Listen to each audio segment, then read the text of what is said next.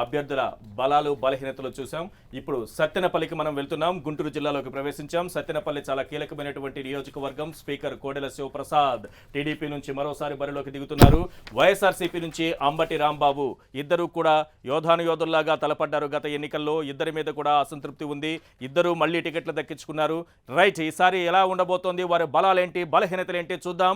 ముందుగా కోడెల శివప్రసాద్ టీడీపీ నుంచి పోటీ చేస్తున్నారు. ఆయన బలాలేంటో ఒకసారి స్క్రీన్ పైన చూద్దాం. నియోజకవర్గంలో చేసినటువంటి అభివృద్ధి కార్యక్రమాలు తనని గెలిపిస్తాయనే నమ్మకంతో కోడెల శివప్రసాద్ ఉన్నారు. ప్రజలకు అందుబాటులో ఉండటం కూడా ఆయనకు కలిసి వచ్చేటటువంటి అంశం. అలాగే సంక్షేమ పథకాలను అర్హులకు అందించడంలో కూడా ఆయన సక్సెస్ అయ్యారనేది వినిపిస్తున్నటువంటి వాదన. మరి ఆయనకున్నటువంటి బలహీనతలు ఏంటో కూడా ఒక్కసారి మనం స్క్రీన్ పైన చూద్దాం.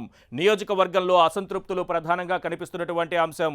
అది ముఖ్యమంత్రి చంద్రబాబు వరకు వెళ్ళింది. కుటుంబ సభ్యులపై అవినీతి ఆరోపణలు అత్యంత ప్రధానంగా కనిపిస్తున్నాయి. అసంతృప్తి నేతలను బుజ్జగించడంలో కూడా ఆయన విఫలమయ్యారు అనేటటువంటిది మనకు కనిపిస్తున్నటువంటి బలహీనతలు. రైట్, ఇక వైఎస్ఆర్సీపీకి సంబంధించి అంబటి రాంబాబు బలాలేంటో ఒక్కసారి మనం చూద్దాం. వైసీపీ క్యాడర్ ఇక్కడ బలంగా ఉండటం ఆయనకు కలిసి వచ్చే అంశంగా ఉంది.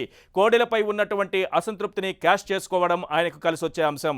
ఇక రాజకీయంగా చురుగ్గా ఉండటం కూడా ఆయన బలాల్లో ఒకటిగా మనకు కనిపిస్తోంది. రైట్, అంబటి రాంబాబుకు సంబంధించి బలహీనతలు ఏమైనా ఉన్నాయా ఒక్కసారి స్క్రీన్ పైన చూద్దాం. వరుసగా సొంత నియోజకవర్గం కాకపోవడం ఆయన బలహీనతగా కనిపిస్తోంది. పార్టీలో తారాస్థాయిలో అసంతృప్తులు ఉండటం. కోడెల శివప్రసాద్ గురించి ఏ రకంగా చెప్పుకున్నామో ముఖ్యమంత్రి వరకు పంచాయతీ వెళ్ళిందని, అదే రకంగా ఇక్కడ జగన్ వరకు పంచాయతీ వెళ్ళినటువంటి పరిస్థితి కనిపిస్తోంది. ఇక ప్రజలకు అందుబాటులో ఉండకపోవడం కూడా ఆయన బలహీనతల్లో ఆయనకున్నటువంటి మైనస్ పాయింట్లో ఒకటిగా కనిపిస్తోంది. ఎస్ రవి, మనం సత్తెనపల్లి నియోజకవర్గాన్ని చూస్తున్నాం. ఇద్దరు తలపడ్డారు గత ఎన్నికల్లో, మళ్ళీ అక్కడి నుంచే పోటీ చేస్తున్నారు. ఇద్దరి మీద తీవ్ర అసంతృప్తి పార్టీలో వినిపిస్తోంది, క్యాడర్ నుంచి కనిపిస్తోంది. అయినా ఇద్దరు మళ్ళీ పోటీకి దిగినటువంటి పరిస్థితి. ఎలా ఉండబోతోంది పరిస్థితి, మనం ఎలాంటి ఫైట్ను చూడొచ్చు? ఇద్దరిలో ఇక్కడ సత్తెనపల్లికి సంబంధించి రెండు పార్టీల్లో కూడా ప్రధానమైన ఒక అంశం ఇద్దరికి ఒకటే ఉంది. పార్టీ నుంచి వ్యతిరేకత, సొంత పార్టీ నుంచి స్థానిక నియోజకవర్గంలో పూర్తి వ్యతిరేకత. చివరి నిమిషం వరకు కూడా కోడెల శివప్రసాద్ చాలా సీనియర్ నేత అయినప్పుడు కూడా కుటుంబం మొత్తం కూడా అక్కడ అక్రమాలు చేస్తోందని చెప్పేసి పెద్ద ఎత్తున ఆరోపణలు సొంత పార్టీ నుంచి ఉన్నాయి, బయట కూడా ఉన్నాయి. ఈ నేపథ్యంలో ఆయన సీట్ ఇస్తారా ఇవ్వరా అని చెప్పేసి చివరి నిమిషం వరకు ఒక చర్చ అయితే నడిచింది. లాస్ట్ అంటే ఫైనల్ లిస్టులో ఆయన ప్రకటించడం కూడా జరిగింది ఈ స్థానానికి సంబంధించి.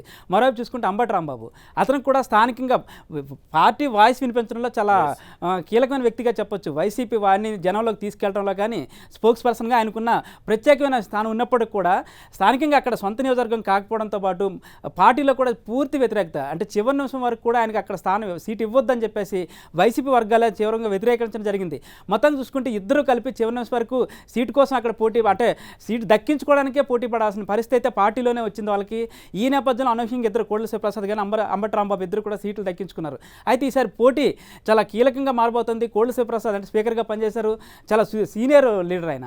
ఈయన వాయిస్ పెద్దగా ఉన్నప్పుడు కూడా కొంత బలమైన పోటీ అయితే మాత్రం ఇద్దరి మధ్యలో ఉండే అవకాశం మనకు కనిపిస్తోంది ఈశ్వర్. రైట్.